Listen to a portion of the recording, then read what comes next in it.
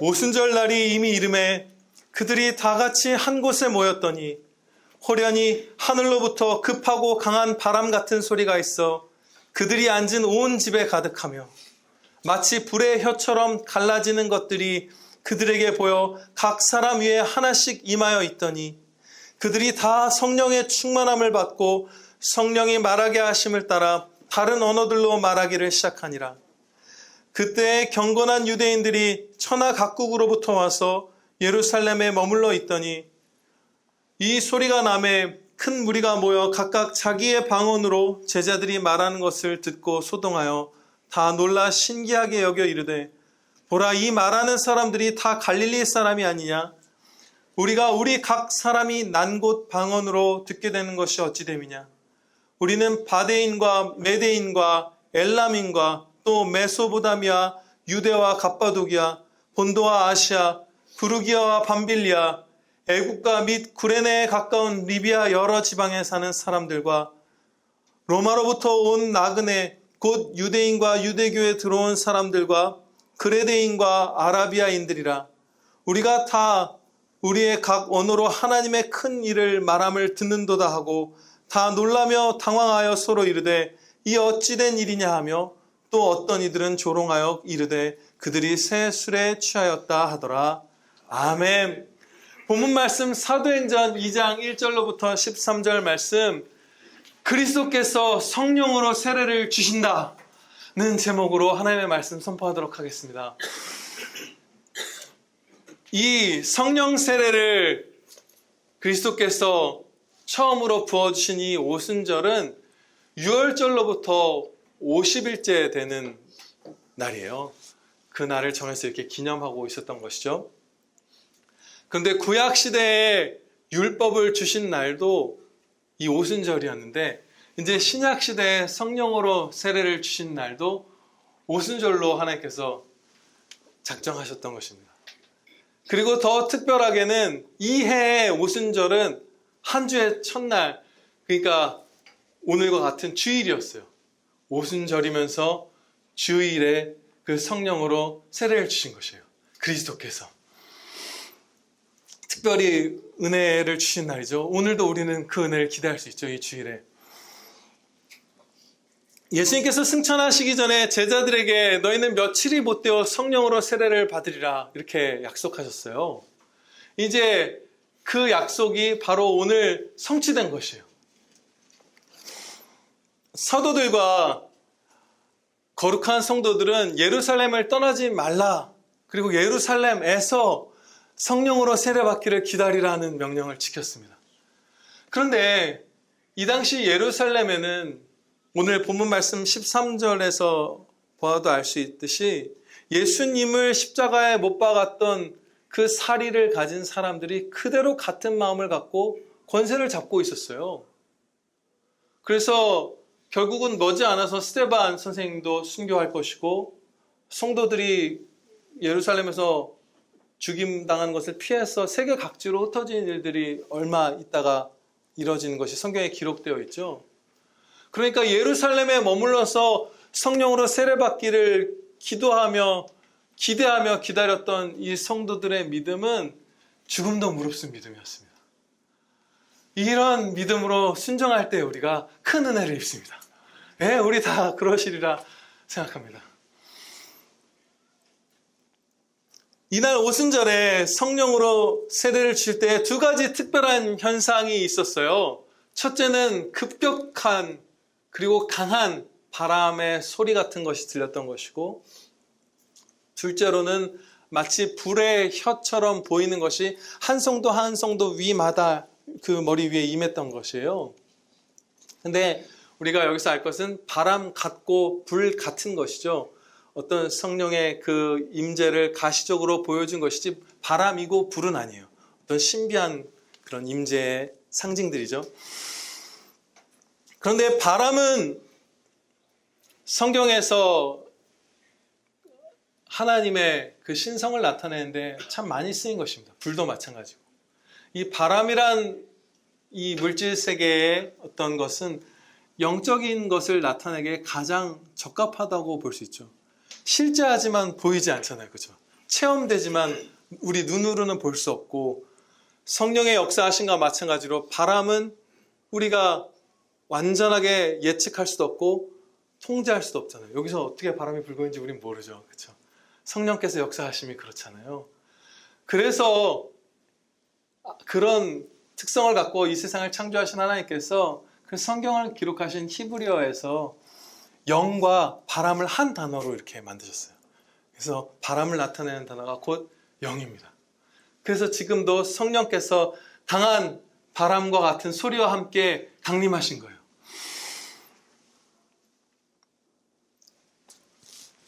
근데 이 바람처럼 역사하시는 성령님의 역사는 죄인을 새 생명으로 거듭나게 하시는 역사입니다. 사람을, 죽어있는 우리의 영혼을 살아있도록 거듭나게 하시는 역사를 바람처럼 일으키신다고 성경에서 말씀해요. 바람이 임의로 불매 네가 그 소리는 들어도 어디서 와서 어디로 가는지 알지 못하나니 성령으로 난 사람도 다 그러하니라. 아멘. 요한복음 3장 8절 말씀입니다. 급격하고 강한 바람 같은 소리로 성령께서 임하셨다는 것은 이제 이 신약 시대에 엄청나게 생명을 베풀어 주실 것이라는 것을 나타내는 것입니다. 그대로 우리가 이루어졌죠. 도대체 몇 명쯤 지금까지 이 교회에서 2000년 가운데, 신약 시대 가운데 성도들이 이 땅에 나와서 예수님을 믿고 천국 간 사람의 숫자가 도대체 몇 명이나 될까요? 지금 성도인 사람과 최소 수십억일 거고요. 그렇죠? 최종적으로 구원받을 사람의 수는 누구라도 능히 셀 수 없다고 말씀하시는데 그게 이루어진 거예요. 급격하고 강한 바람 같은 성령님의 그 생명의 역사로 세상 가운데 쫙 그 살아나는 자들을 주신 거예요. 엄청나죠? 아무리 반대해도 세상이. 또 하나의 현상은 불의 혀처럼 갈라지는 것이 각 성도 위에 이렇게 임한 것이에요. 성경 말씀을 보면 불 역시 하나님의 임재를 나타내는데 자주 쓰였습니다. 아브라함과 하나님께서 언약을 맺을 때에도 그 연기나는 화로와 타는 횃불을 보여주셨고, 모세를 부르실 때도 그 떨기나무의 그 불을 보여주셨고, 출애굽 백성들과 함께 하실 때도 불기둥으로 그 임재하심을 나타내고, 또 실제적인 물리적인 따뜻함도 공급하셨잖아요. 빛도 주시고. 이렇게 불은 하나님의 임재를 나타내는 상징으로 많이 사용하시는데, 오순절에 그것이 아주 선명하게 낮에도 그 불길 같은 것이, 그 빛이 보일 만큼 밝게 모든 성도 한 사람 한 사람 위에 쫙 임하신 거예요. 그런데 이 불의 혀처럼 보이는 것으로 성령께서 역사하신 것은 이 신약 시대에 베푸실 성령님의 사역의 성격을 가르쳐 줍니다. 불의 검이 아니에요. 성도들이 예를 들면 노예를 해방한다. 하나님의 가르침에 합당하죠. 그러면 칼을 들고 노예주들을 죽여서 노예를 해방하는 것이 아니에요. 불의 혀입니다. 말씀으로 살리실 거예요. 말씀으로 예수님을 믿게 하시고 영혼의 구원을 주시고, 또 말씀으로 한 사람 한 사람을 성화시키시고, 심지어 말씀의 영향을 받은 불신자들조차도 양심이 깨어나서 상당수의 죄를 버리는 그 역사로, 예를 들면 노예도 해방하게 하시고 이 사회를 정화시키시고 우리를 천국으로 인도하시는 것이죠. 구원의 완성으로. 말씀으로 역사하시는 것이에요. 성령께서는 소멸하는 불이신 하나님의 말씀으로 창세전에 뜻하신 그대로 하나님 나라의 확장을 이뤄가시는 거예요. 이 소멸하는 불, 말할 수 없이 강력한 이 하나님의 불의 말씀의 역사는 그 누구도 막을 수가 없어서 그 로마 제국이 그 강한 권력을 갖고 10번의 대박해를 베풀어도 결국은 성도가 계속 늘다가 황제까지 성도가 되죠. 온 세상이 계속 그래요. 무엇이 이슬람이 나타나든 무슨 배교자들이 나타나든 온갖 이단이 나타나든 공산주의가 나타나든 상관없어요. 잠시 축소된 듯 보여도 성도들은 그 안에서 믿음이 견고해지고 다시 뻗어나가고, 추방당하면 추방당에서 도착한 그곳에서 복음을 전하면서 계속해서 하나님 나라가 말씀으로 확장되게 하셨어요. 불같이 강한 말씀으로.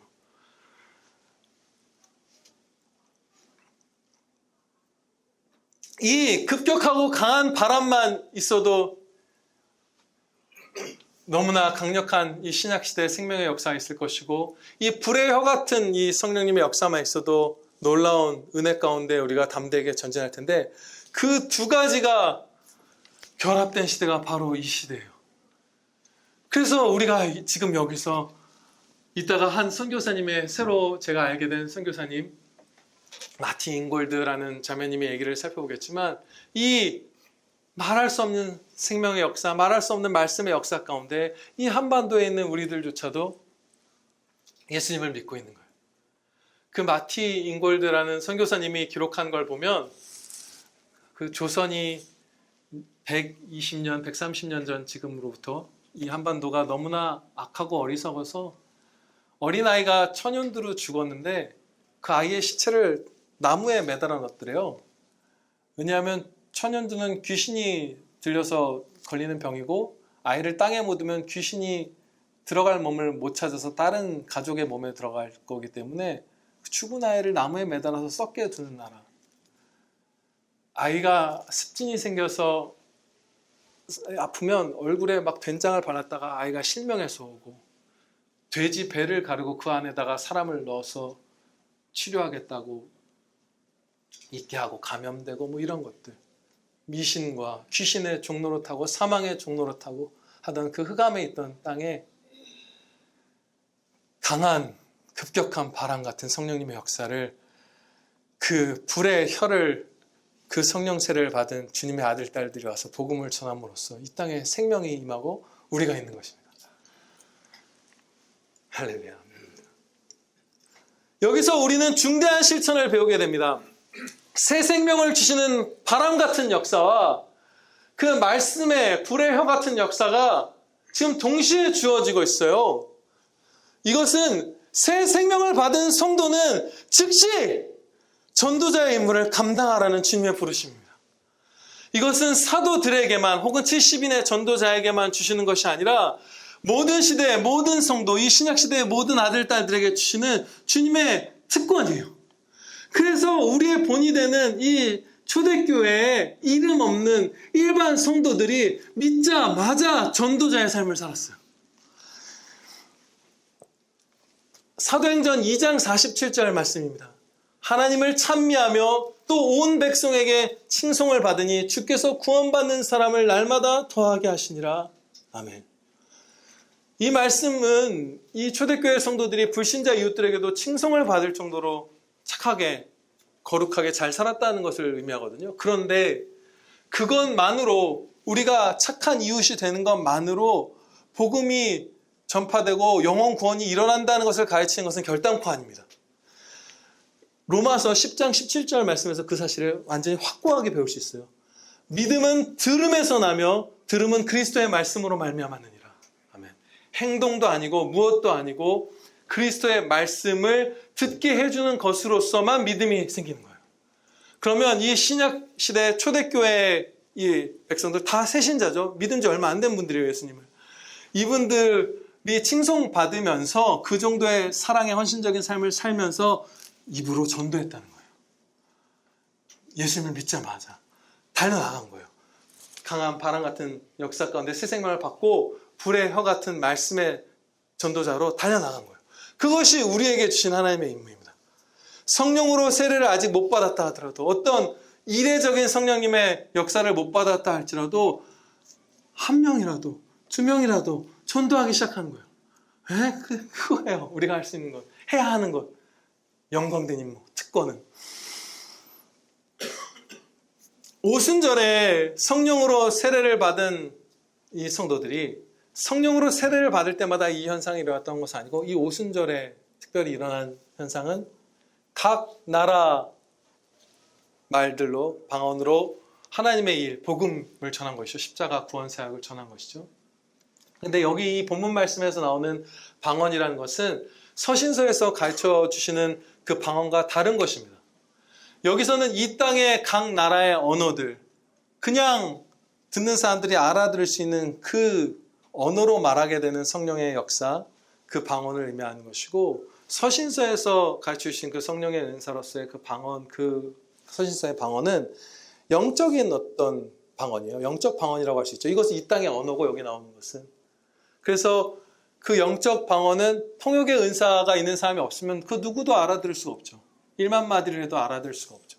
그렇지만 지금 여기서 하고 있는 방언은 통역의 역사나 은사 이런 거 없을 때에도 그냥 알아들을 수 있는 그 말로 한 것이에요.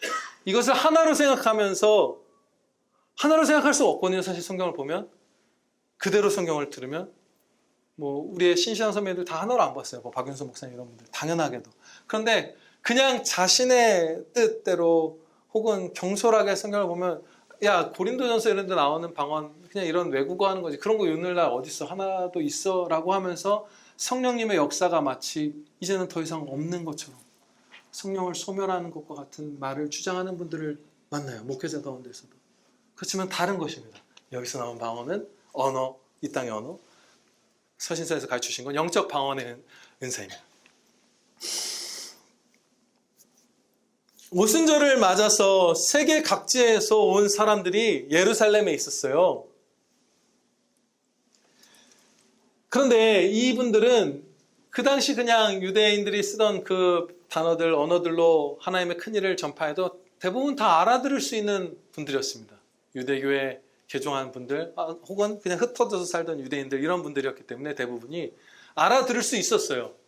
그런데 보면 13개인가요? 여기 바데, 메데, 엘람 이런 게, 아무튼 그 정도 여기 기록된 것이. 그런데 그 다양한 지역의 언어로 이 그리스도의 십자가 복음을 하나님께서 듣게 해주신 것은 엄청난 환대죠. 진짜 행복했을 거예요. 완전하게든 떠듬떠듬하게든 알아들을 수 있는 유대인들의 언어가 아니라 내가 나고 자란 모국어로 낯선 타국에서 복음을 쫙 듣게 해주신 거예요. 굉장히 사랑받는 느낌을 받았을 거예요. 그렇죠? 행복했을 거예요.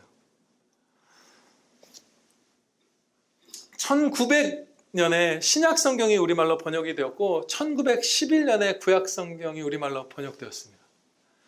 우리는 우리 옆에 있는 이 사랑하는 5천만인가요? 6천만인가요? 잘 모르겠네요. 갑자기 그 수천만의 우리의 이웃들에게 그들의 모국어인 한국어로 복음 전체를, 성경 전체를 전하고 그 성경책도 선물할 수 있는 시대를 살고 있습니다. 우리가 잘 구사할 수 있고 상대방도 잘 알아들을 수 있는 그 한국어로 사랑을 꾹꾹 눌러 담아서 복음을 전할 수가 있는 거예요. 아, 그래, 맞아. 나는 진짜 부족하지. 내가 이런 말 하면 너무 황당할 거야. 청년 때는 아마 대부분 그런 고백이 동반돼야 할지도 몰라요. 그렇지만 진짜 생명이 주님께 있어. 네가 꼭 예수님 믿었으면 좋겠어. 물어보면 뭐에 답하고 즉각적으로 마음을 다 눌러 담아서 이 사랑으로 전한다는 것이 다 전해지는 그 우리의 한국어로 시인이 되라는 것이 아니죠. 연설자와 같으라는 것이 아니죠. 우리의 마음을, 그 애끓는 사랑을 충분히 표현할 수 있는 이 한국어로, 그걸 못하는 한국인은 없잖아요. 그 언어로 복음을 전할 수 있는 것이에요. 엄청난 거죠. 엄청난 은혜가 있죠.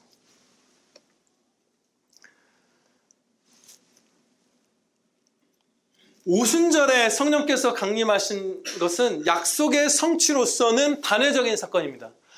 그리스도께서 약속하셨고 하나님께서 약속하셨고 그것은 이날 성취가 완료된 거예요. 약속은 단회적으로 성취가 빰 일어난 거예요. 그렇지만 이 오순절에 베푸신 것과 같은 그런 성령님의 이례적인 생명과 말씀의 역사, 주님의 임재와 영광을 자각하게 하시고 그리스도를 생각나게 하시고 높이게 하시고 감사하게 하시고 전하게 하시는, 사모하게 하시는 이런 역사들, 성령님의 이 강하고 특별한 역사들은 오늘날에도 계속해서 이어지고 있습니다. 그런 의미에서는 오순절은 계속된다라고 말할 수 있을 거예요. 약속의 성취로서는 단회적이지만.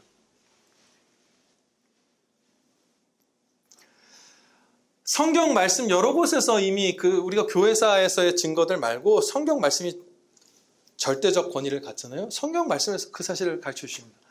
이 오순절 날이 아닌 이후에 다른 여러 시간에서도 성령으로 세례를 그리스도께서 주신다는 게 성경에 기록되어 있어요. 한 가지 예를 들면 사도행전 10장 44, 45절입니다. 한참 뒤죠. 베드로가 이 말을 할 때 성령이 말씀 듣는 모든 사람에게 내려오시니 베드로와 함께 온 할례 받은 신자들이 이방인들에게도 성령 부어주심으로 말미암아 놀라니라. 똑같은 역사. 뒤에 보면 더 자세하게 나와 있어요. 같은 역사가 일어났던 것이.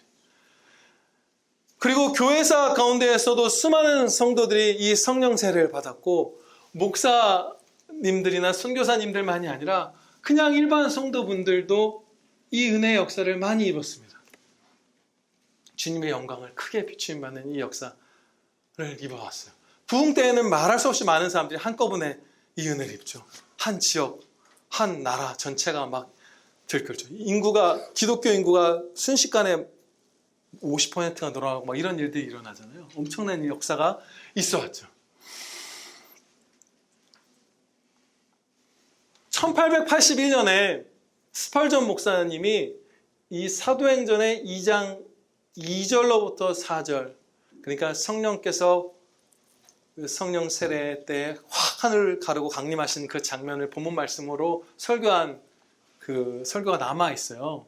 그런데 거기서 아주 행복한 그 말을 합니다. 뭐라고 하냐면, 근래에 우리 사이에서 이루어졌던 그와 같은 영적인 신비들을 알아보려고 해도 좋을 것입니다.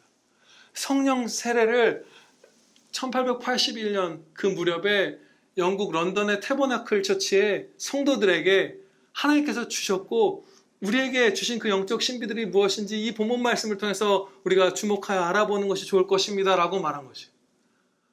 그런데 그 시기에 영국교회는 어땠냐면, 이 침례교 소속이었는데 정말 많은 교회, 많은 목사님들이 자유주의 신학에 무너졌어요. 그래서 예수 그리스도의 신성을 부인하는 데까지 일반 목사들이 나아가기 시작해서 이단에서 자라난 괴수들이 아니라, 그래서 이 스펄전 목사님이 그것을 탄식하면서 질책하는 글을 써서 발표하고 막 이랬던 시기거든요.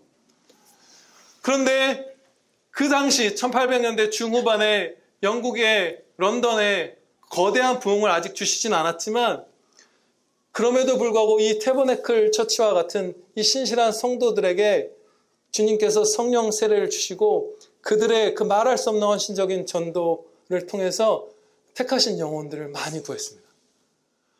이 스펄전 목사님의 설교를 듣는 사람들, 그 교회에 모인 사람들이 매주 뭐 10,000명이었다 얼마였다 하는데, 그렇다고 해서 그분이 결코 주류에 속하고 이런 것이 아니었어요.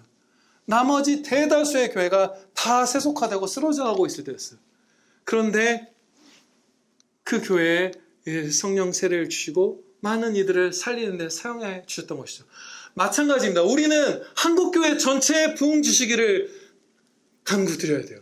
그것을 바라야 돼요. 그렇지만 한국교회 전체에 그 특별한 성령 세례를, 그 부흥을 주시지 않을 때라도 여러분 각 사람이 자기 자신을 포함해서 한 명이라도 더 성령 세례를 받고 더 힘차게 이웃의 영혼을 구원하는 데 달려갈 수 있기를 기도드리셔야 합니다. 엄청난 일이에요. 엄청난 은혜예요. 진짜 행복한 은혜예요. 그리고 이 이례적인 성령님의 역사가 없을 때에는 통상적인 신앙생활 가운데에서 은혜의 수단들을 활용해서 기도하고 말씀 읽고 순종하고 성령 세례를 받아도 사실 똑같은 것이죠. 그 통상적인 은혜의 방편들을 다 순종하여 누리면서 하나님께 영광 돌리고, 그 영광 돌리는 찬양의 핵심인 전도를 여러분들 하실 수 있습니다. 그러한 삶은 정말로 행복합니다. 우리가 하나님의 말씀에 순종할수록, 영광 돌릴수록, 이웃의 영혼을 사랑하면서 그들의 구원을 위해서 달려갈수록 더 행복할 거예요. 제가 지난주에 여행을 갔다가 아주 이렇게 좋은 경험이 아닌데 놀라운 걸 뭐라고 표현해서 기이하다 이러면 하나님의 영광을 표현할 때 많이 있습니다. 이상한 경험을 했어요. 무슨 경험을 놀랍고 이상한 경험을 했습니다. 제가 여행지에 이렇게 도착을 했는데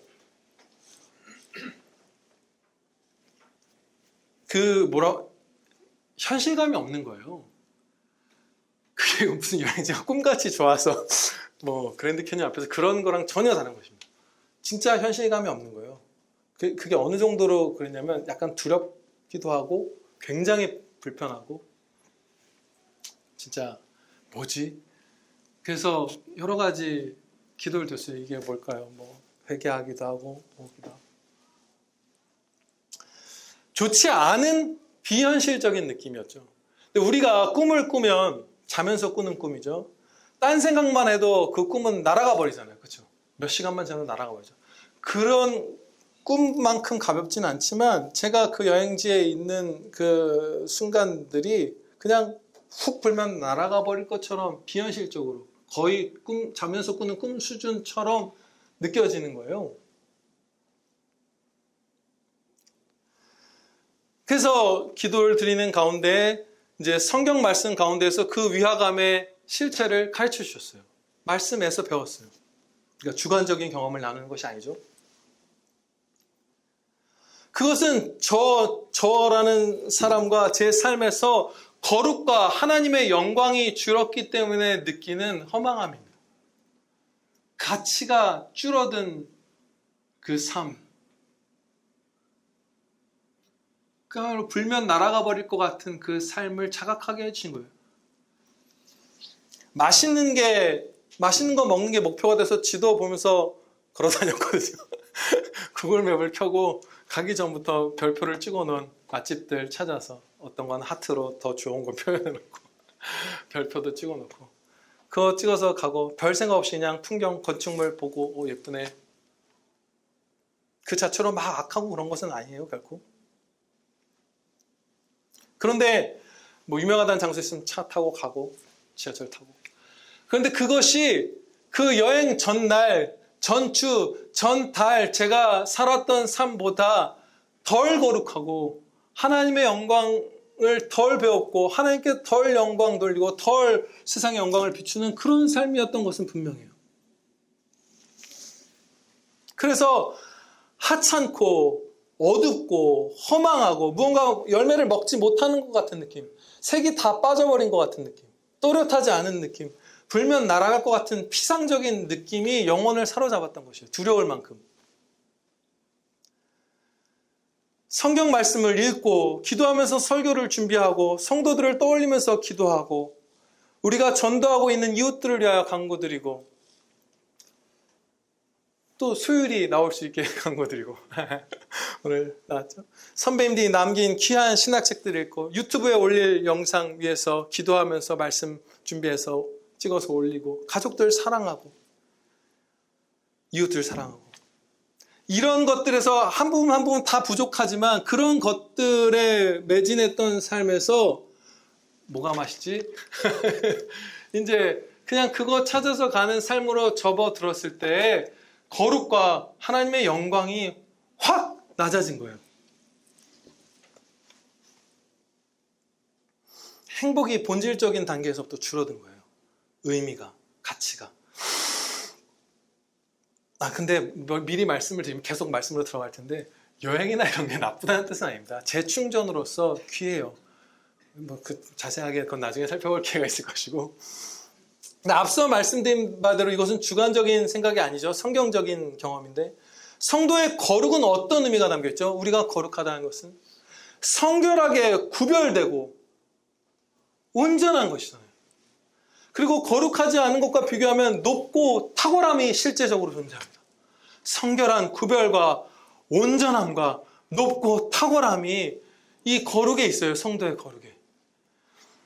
하나님의 영광은 어떤 것이죠? 히브리어로 하나님의 영광을 뜻하는 단어에는 무겁다라는 뜻이 담겨 있어요. 우리는 귀한 것을 표현할 때 무겁다는 표현을 씁니다. 한국 사람들도. 귀중하다, 소중하다. 이 중하다는 한자가 무거울 중이잖아요. 하나님의 영광에 무겁다는 뜻이 있는 것은 이 성경을 처음으로 기록한 히브리어에 그것을 있게 하신 것은 아마 그 하나님의 한없고 절대적인 그 영광의 귀중함, 그 가치, 그 유일한 의미의 원천이신 이런 것들을 나타내는 것일 거예요. 그렇죠? 하나님의 영광이란 거예요. 그런 거예요. 한없는 가치가 거기 있어요. 한없는 기쁨이 거기 있고 생명이 거기 있고.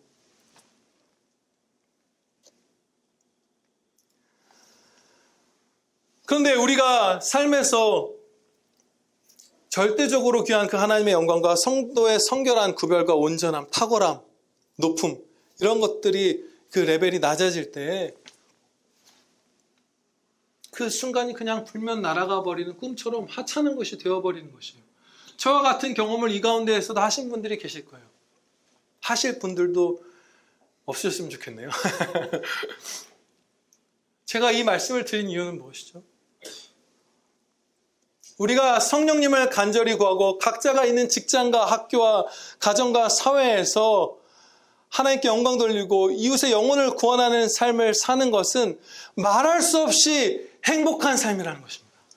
진짜 의미 있는 삶, 진짜 삶의 색채 있는 삶, 살아있는 삶, 생명의 삶이 그때 주어지는 것이에요. 그런 삶을 우리가 살면 살수록 이전의 삶으로는 도저히 돌아갈 수 없는 그 정도로 큰 기쁨을 맛볼 거예요. 못 살 거예요. 그전처럼. 여러분에게 누가 100억을 주고 야, 너한테 100억을 줄게. 대신 직장 그만두고 거기서 동료들한테 사랑을 헌신하고 복음을 전하는 거, 이런 삶을 살지 마. 그냥 기부도 어느 정도 하고 하는데 그런 거 전도 같은 거 찬양 같은 거 하지 말고 그냥 놀고 먹어 평생. 그럼 여러분 그거 안 하실 거예요. 그렇죠? 안 하실 거죠? 안 하실 거예요. 안 해요. 결코 안 해요. 훨씬 행복한 삶이에요. 이것이 성령님으로 충만한 이 불의 혀로 전도하는 삶. 많은 분들이 우리 지석 청년을 기억하실 거예요. 현재가 전도에서 왔던 현재가 아는 동생이죠. 그런데 얼마 전에 지석이가 제가 최근에 개설한 그 성경 그대로의 삶 유튜브 채널을 구독했어요. 그래서 현재한테 물어봤죠. 그거 혹시 네가 가르쳐줬니? 아니래요. 그런데 지금 전도를 받아서 몇 주 교회 다녔지만 교회를 예수님을 믿고 주님의 몸 된 진짜 영적 교회 일원이 된 게 아니라 떠나 있잖아요. 그런데 그 아이가, 아이라고 하면 안 되죠. 그래도 사랑스러우니까 그 청년이 아마 알고리즘 때문인가 봐요. 추천으로 그 성경 그대로의 삶 채널이 떴을 것이고 구독을 누른 거예요. 교회로부터 생명을 주는 그리스도의 말씀, 예수님의 대리자와도 같은 그 말씀을 전하는 그 채널인데 제목이 성경 그대로의 삶이잖아요. 그런데 눌렀어요, 구독을. 누가 말해준 것도 아니고 추천한 것도 아닌데. 그러니까 교회랑 완전히 단절되지 않고 뭔가 이미 새 생명은 이때 회심을 안 한 거일 수도 있고 뭔지 모르겠어요. 그런데 그 소식만 들어도 그게 여행이든 뭘 사는 거든 무엇은 비교할 수 없이 기뻐요. 저도 울고 현재도 울었어요. 또 울었어요. 그 한 사건으로 기뻐서 3번을 울었어요. 우리가 아직 너무나 부족한 제가 주님의 영광과 이웃의 영혼의 구원을 위해서 미천한 순종을 하고 있음에도 불구하고 그 기쁨이 세상 그 무엇보다도 기뻐요. 여러분들도 마찬가지일 거예요. 이미 누리고 계신 분들도 많을 거예요. 그리고 우리 많이 그립시다. 네, 아멘입니다. 본문 말씀에 기쁨의 진리를 더 풍성히 선포하도록 하겠습니다. 우리가 충성되게 하나님께 영광 돌리는 삶을 살고 최고의 찬양으로서 이웃의 영혼을 구원하기 시작할 때 때로는 고난과 핍박이 있을 것이에요. 예, 반드시 있을 것입니다. 크든 작든 길든 짧든 상대적으로 차이는 있지만 세상적인 눈으로 보면 진짜로 비참하다는 판단이 적절한 그런 삶을 살 시간이 우리에게 있을 거예요. 비참한 시간들. 과로로 몸이 상할 수도 있고 가벼운 것이죠. 이건 그 중에 비난당할 수도 있고 금전적인 손해를 입을 수도 있고 모함당할 수도 있고 따돌림 당할 수도 있고 그렇죠? 옥에 갇힐 수도 있고 죽을 수도 있어요. 나는 그 사람들을 사랑했는데 그 사람들은 나를 배척할 수도 있어요. 그렇죠? 이런 상황들은 그 자체로는 분명히 비참한 것입니다. 네, 비참한 거예요. 비참한 상황을 우리가 겪을 거예요. 주님의 영광을 위해서 살고 영혼 구원을 위해서 사는 그 충성된 성도가 됐을 때 반드시 핍박을 받을 거예요. 고난도 있을 거예요. 연단도 주실 것이고. 그런데 우리가 그 상황에 있을 때 주님의 영광을 위하여서 살아가면서 주님의 영광을 위하여 그런 상황들을 겪을 때, 그리스도의 이름으로 그런 비참한 상황에 처했을 때, 우리가 무슨 도둑질하거나 누굴 괴롭히거나 못된 마음을 품어서 받는 징계 말고 사랑의 삶, 찬양의 삶을 살면서 그러함으로 그 비난과 고난을 당할 때에 엄청난 일이 일어납니다. 경이로운 역사를 베풀어 주세요. 베드로전서 4장 14절 말씀입니다. 4장 14절에 너희가 그리스도의 이름으로 치욕을 당하면 복 있는 자로다. 영광의 영, 곧 하나님의 영이 너희 위에 계심이라. 아멘. 영광의 영이 예수 그리스도의 이름을 위하여 고난당하는 자 위에 거하시면서 그 사람을 행복하게 해주신다는 거예요. 영광되게, 전율하게, 감격하게, 노래하게, 감동하게 하신다는 거예요. 성령 하나님의 이름 가운데는 영광의 영이라는 이름이 있어요. 영광의 영이신 성령님께서 그리스도의 이름으로 치욕당하는 이들 위에 머무시면서 그 영광을 비춰주세요. 그런데 이 영광의 비추임 받는 것은 막연하고 모호한 것이 아니라 실제적이고 즉각적으로 체험하는 것입니다. 네. 계속해서 공급받는 기쁨이고 힘이고 생명이에요.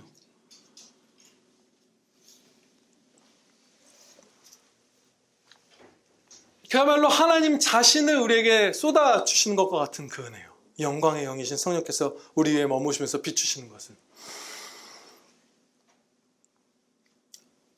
그래서 단지 위로가 있는 것이 아니라 이 선명한 체험 가운데, 영광의 비추임 가운데 기뻐하게 됩니다.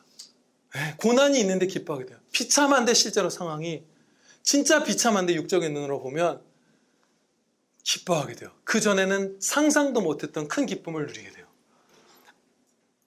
결코 다른 어떤 방식으로도 도달할 수 없어요. 영광의 영이 계시는 그 은혜의 역사, 그 충성된 자에게 주시는 은혜가 아니면 이러한 수준의 기쁨은 상상할 수도 없는 기쁨이에요. 그렇죠? 저라고 무슨 여행 갔다가 현실감이 안 나서 두려운 이런 거를 상상해나 했겠어요? 이 미천한 충성으로도 그 기쁨을 주시는데 얼마나 우리에게 주실 은혜가 많겠어요. 미국 남장로교에서 한 30여 년 전, 120 몇 년 전에 이제 파송한 선교사님들이 이제 7명의 파이오니어라고 해서 그 남장로교에서 쫙 그 개척자들을 파송했어요. 너무 멋지죠? 감사하고. 그런데 이제 이 조선 땅에 충청 호남 이쪽에 의사가 한 명도 없다. 실제적인 제대로 산잡을 수 있는 진짜 의사가 한 명도 없다고 이제 고국에 있는 교회에 도움 요청을 한 거예요. SS 요청을 한 거예요. 의사를 보내달라. 의료 선교사가 필요하다. 그 얘기를 듣고 마티 잉골드라는 자매님이 그 거룩한 소원을 품었습니다. 주님께서 그 마음에 소원을 주셨어요. 그래서 어떻게 했냐면 이미 대학을 졸업한 24, 25살쯤 되는 자매님이었는데 다시 의과대학에 들어갑니다. 그때.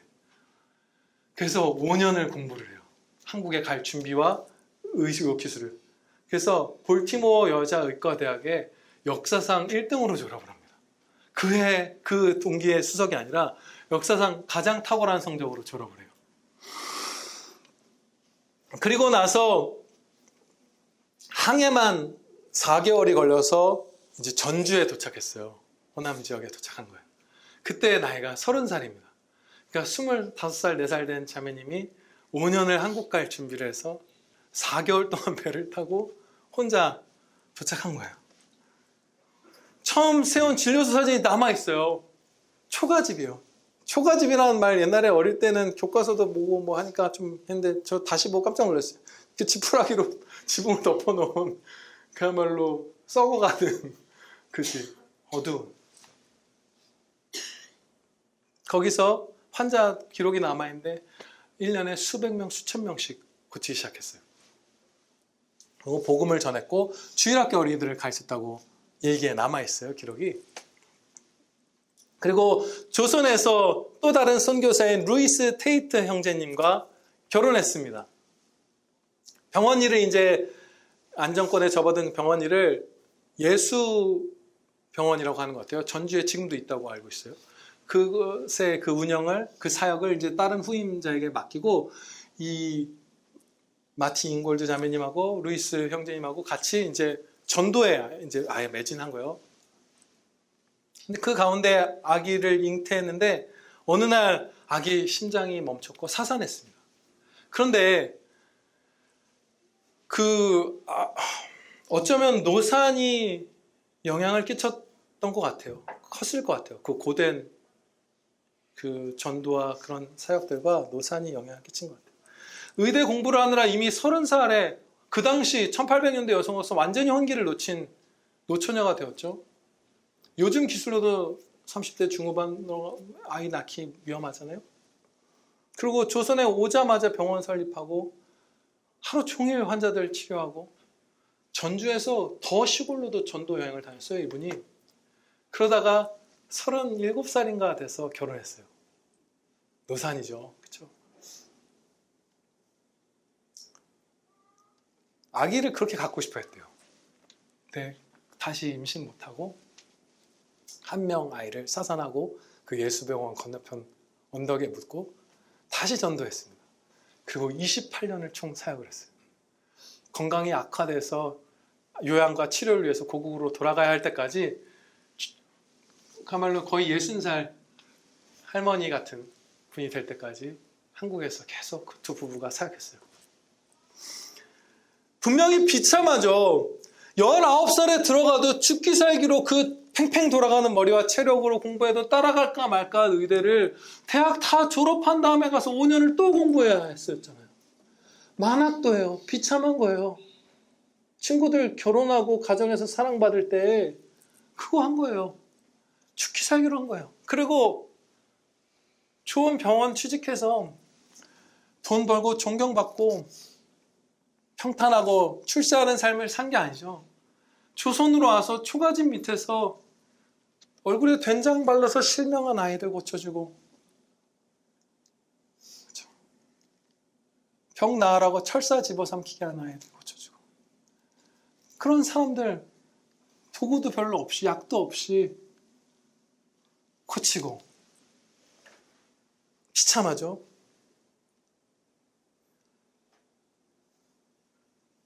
그리고 혼기도 놓치고 고생 가운데 아이는 사산하고 비참해요.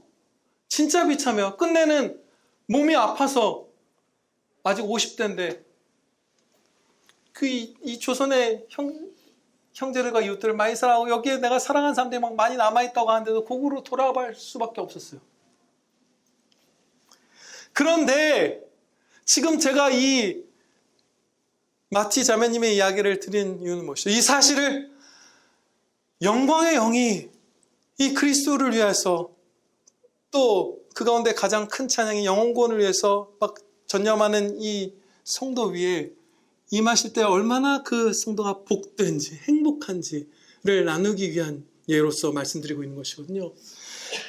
전주에서 더 시골로 복음을 전하러 말을 타고 그 바쁜 일정 가운데 여행을 갔을 때에 마티 자매님이 이렇게 글을 썼습니다. 이곳에서 사람들에게 헤아릴 수 없는 주님의 풍성함을 가르치는 것은 큰 기쁨이며 특권이다. 때로 많은 육체적인 괴로움이 있더라도 그리스도 안에서 승리할 수 있다면 이 모든 괴로움 또한 기쁨이다. 주님의 풍성함, 그 영광의 빛을 비추는 것이 기쁨이며 특권이다. 많은 육체의 고난을 다 넘어서고도 남는 기쁨이며 특권이다. 예, 아멘입니다. 그렇게 고백한 것이에요. 베드로전서였나 호세였나 갑자기 기억이 안 나요. 베드로전서 4장 14절 말씀은 그대로 성취되는 거예요. 영광의 영이 그리스도의 이름을 위하여 고난받는 자 위에 계시면서 그 즉각적으로 체험하고 맛보아 누릴 수 있는 하나님의 영광, 하나님을 쏟아 부어주시는 것과 같은 그 크신 은혜를 이 순간에도 오늘날에도 그리스도의 이름을 위하여 고난받는 자들, 순종하는 아들, 딸들 위해 주고 계시는 거예요.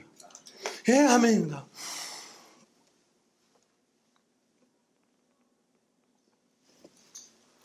우리가 그냥저냥 사는 성도가 되면 상상도 못해볼 그런 기쁨이에요. 왜? 여러분들 아시죠? 이제 우리의 겉사람은 낡아지나 그 속사람은 날마다 새롭다. 그 말씀이 모든 몸이 약해져가고 노년의 성도 모두에게 허락되는 은혜가 아닌 것을 우리가 배워서 아시죠? 기회는 전 성도에게 다 열려 있습니다. 우리에게. 그렇지만 그러한 은혜를 받는 것은 사실 베드로전서 4장 14절과 다른 말씀이 아니에요. 그 날마다 우리의 속사람은 새롭다.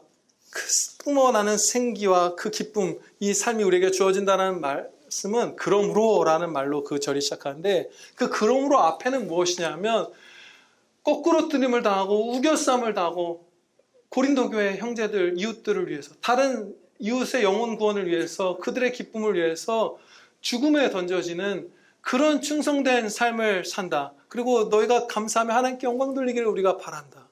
하나님의 영광을 위하여 이웃의 영혼 구원을 위하는 삶을 살았다. 그러므로 우리의 겉사람은 낡아지나 속사람은 날마다 새롭도다.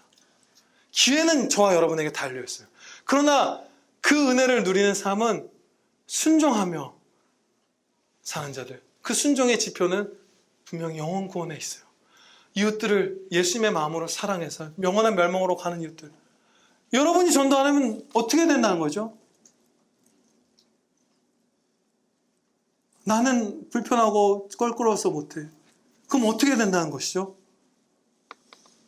그쵸? 분명한 기준이 될 거예요. 그 전도의 삶을 살지 않는 정도라면 날마다 속사람이 새롭게 되는 그 기쁨으로 충만한 삶을 살다가 하늘이 열리고 그것을 영혼의 눈으로 보면서 기쁨 가운데 주님 하면서 나를 맞아주시는군요 하면서 올라가는 그 은혜, 그런 삶을 사는 사람들이 누릴 거예요. 그렇죠? 우리는 마땅히 하나님의 영광을 위해서 살아야 됩니다. 창조주 하나님께 피조물은 당연히 영광 돌려야 하고, 하나님께서 우리를 찬양을 위한 그 존재로 창조해 주셨잖아요. 그리고 그것을 버리고 하나님의 원수가 된 자들을 다시 그리스도의 십자가 피로 하나님의 자녀 삼아주셨죠. 찬양 드릴 수 있게 해주셨죠. 그런데 우리는 그 의무를 받았지만 결코 의무감으로 찬양 드리는 것은 아닙니다. 자발적인 사랑으로 기뻐서 너무 감사해서 그 사랑에 겨워서 그렇게 찬양 드려요. 그렇게 충성할 거예요. 뭐 안 하면 벌 받을까 봐 두려워서 이런 차원의 것이 아니에요. 너무 좋아서 할 거예요, 우린. 그렇죠? 그리고 그게 진짜 찬양이고 그게 연락받는 찬양이죠. 그런데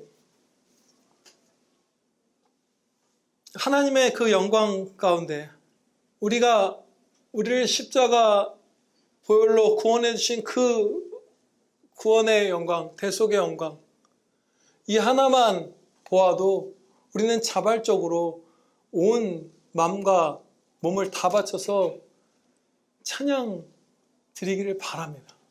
우리의 새 생명, 우리의 영혼의 중심에 주신 하나님의 씨, 그 살아있는 진짜 영혼은 그것을 소원해요. 하나님의 영광은 구원의 영광이 전부가 아닙니다, 결코. 그렇죠? 하나님의 영광은 정말 말할 수 없이 그냥 무한한 영광이죠. 그런데 그 그리스도의 십자가 구원의 영광, 그 가장 큰 영광이지만 전체는 아니죠. 그 구원의 영광만으로도 우리는 우리의 전 존재를 바쳐서 찬양드리고 싶어 해요. 그런 마음이 있습니다. 진짜 살아있는 영혼은 그 소원을 품어요. 얼마나 감사한지 몰라요. 우리가 구원의 실체는 하나님의 정의로운 심판을 받아서 영원한 쉼도 한숨의 쉴 틈도 주시지 않는 그 정의롭고 한 점의 자비가 섞이지 않는 진노의 심판을 영원토록 받는 것이 지옥이잖아요. 거기서 하나님의 가족으로 하나님의 집에서 살게 됐죠. 이 지옥에 대해서 우리가 묵상하거나 생각해 보지 않더라도, 우리 자주 생각 못하죠. 자주 놓치죠. 그거 안 하더라도 그냥 여기서 우리가 육신이 죽고 또 사랑하는 사람과 이별하고 이런 것들 가운데서 건짐받는 정도로만 이 십자가 구원을 생각을 해도 전 존재를 바쳐서 찬양을 안 드릴까봐, 나에게 남아있는 옛사람의 흔적이 이 하나님께 이 말할 수 없는 한없는 은혜 주신 우리 아버지를 찬양 드리는 것을 막을까봐 두려워서 아버지 제발 찬양 드리게 해주시옵소서, 제발 하나님의 영광을 위해서 살게 해주시옵소서, 제발 하나님의 영광을 위해서 살게 해주시옵소서 기도드리게 되죠. 여러분, 우리는 사랑하는 사람이 있어도 아무리 사랑해도 그 사람을 데리고 내 곁에 둘 수 있는 능력이 없어요. 하나님께서 나도 구원해 주시고 그 사람도 구원해 주셔야만 우리가 영원히 사는 거예요. 함께 하는 거예요. 작별밖에 없어요. 이 죄인들에게, 이 원수들에게, 하나님의 원수되었던 자들에게.